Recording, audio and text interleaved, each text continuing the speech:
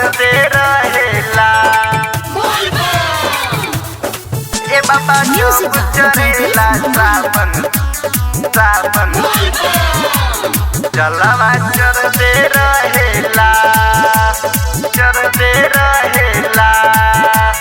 हर साल सावन में भीड़ कवरिया के बढ़ते रहेला। हर साल सावन में भीड़ कवरिया के बढ़ते रहेला। ए बाबा जब चढ़ेला सावन जलवा चढ़ते रहेला। ए बाबा जब चढ़ेला सावन जलवा चढ़ते रहेला चढ़ते रहेला। ए बाबा जब चढ़ेला सावन जलवा चढ़ते रहेला। भंगिया धतूर लईनी और बेल पाता हमारा पदाया करी एहो भोले दाता एहो भोले दाता।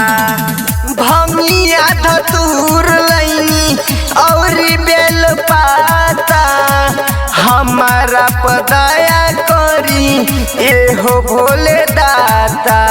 हर दिन भंगिया धतूर गाजा ढरते रहेला।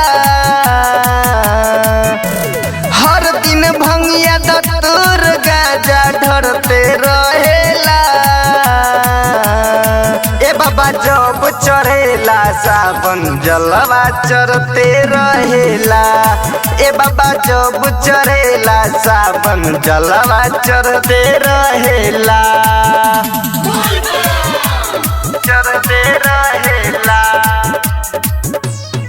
ए बाबा जब चढ़ेला सावन जलवा चढ़ते रहेला।